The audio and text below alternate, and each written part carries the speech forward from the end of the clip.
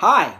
I missed the National Read Across America Day, one of my favorite events, in celebration of Dr. Seuss, one of my favorite authors, otherwise known as Theodore Geisel. So I thought, well, what the heck, I'll jump in a little late, but I always encourage young people to read because I think that's very important.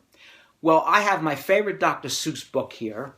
This book, Did I Ever Tell You How Lucky You Are?, is now my favorite Dr. Seuss book. It was introduced to me for the first time not too long ago by my dear, dear friend, Terry, who read it to her children when they were growing up.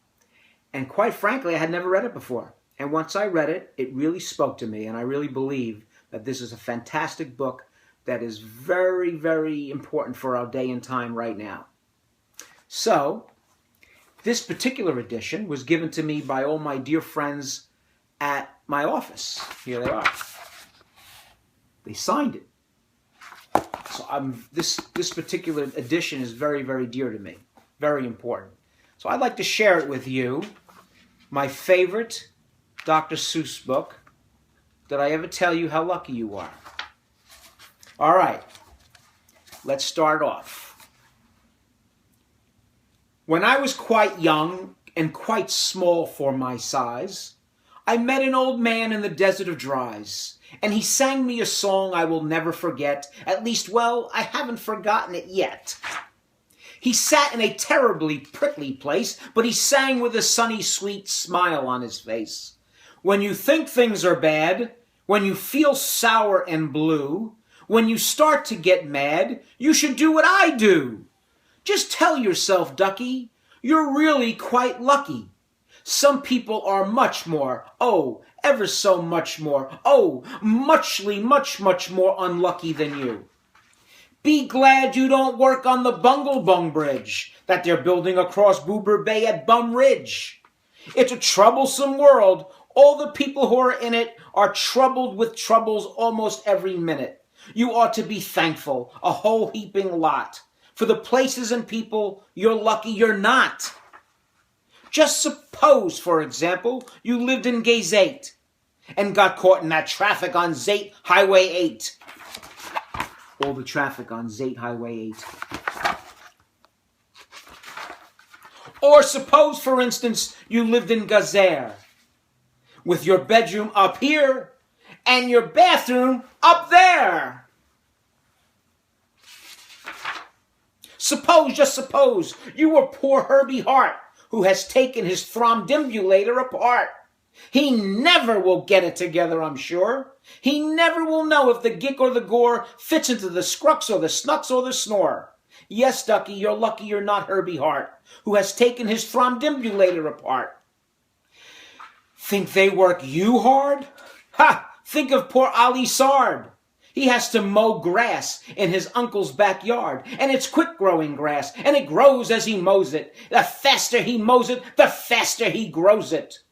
And all that his stingy old uncle will pay for his shoving that mower around in that hay is the piffless pay of 2 duklas a day. And Ali can't live on such piffless pay. So he has to paint flagpoles on Sundays and grooves. How lucky you are you don't live in his shoes. Oh, and poor Mr. Bix, every morning at 6, poor Mr. Bix has his borfin to fix. It just doesn't seem fair, it just doesn't seem right, but his borfin just seems to go schlump every night. It schlumps in a heap, sadly needing repair.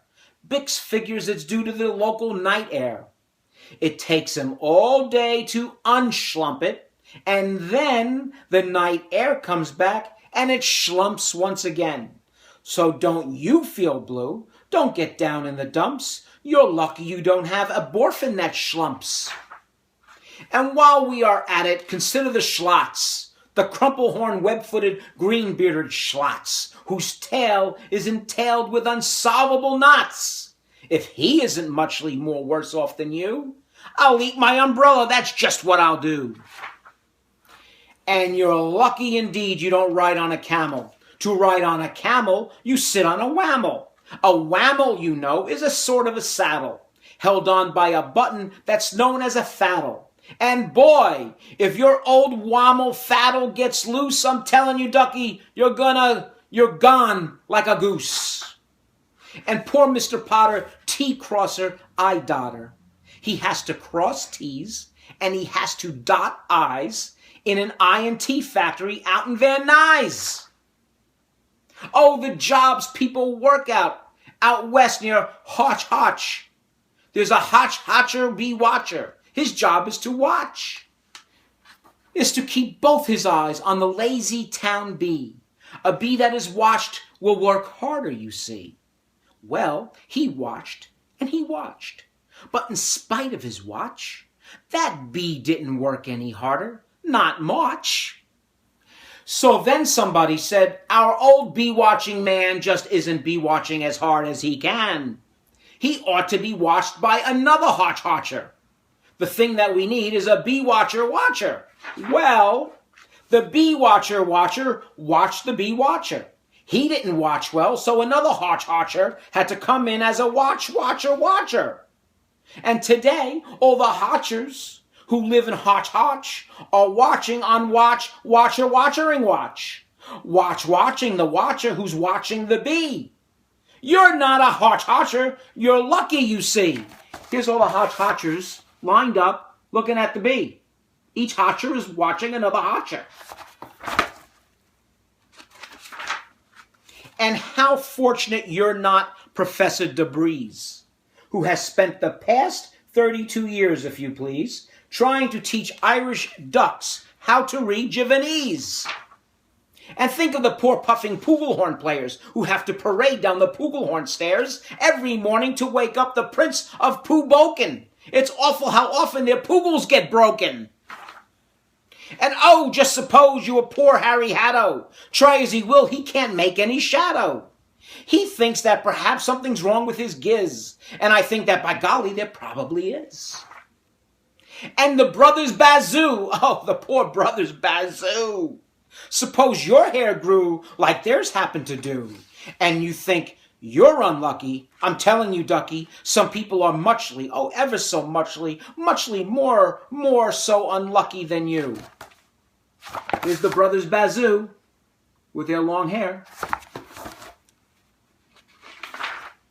And suppose that you lived in that forest in France, where the average young person just hasn't a chance to escape from the perilous pants-eating plants. But your pants are safe. You're a fortunate guy. You ought to be shouting, how lucky am I? And speaking of plants, you should be greatly gladdish. You're not Farmer Falkenberg's 17th radish.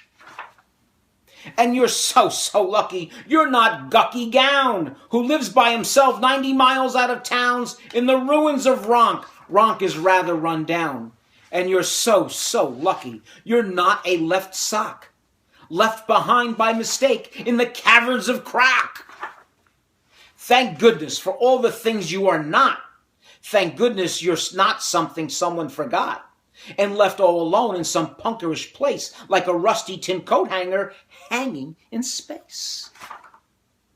That's why I say, Ducky, don't grumble, don't stew. Some critters are much, oh, ever so muchly more unlucky than you. Here's the old man in the desert of Debray and Ducky. There they are. And that's the story of Did I Ever Tell You How Lucky You Are? That's the story of Ducky and the Old Man of Debray. There you go. My favorite Dr. Seuss book because of its message. You're not that unlucky. There are others who are far, much more unlucky than you. That's my Dr. Seuss National Read Across America Day story. Have a good one. Till next year.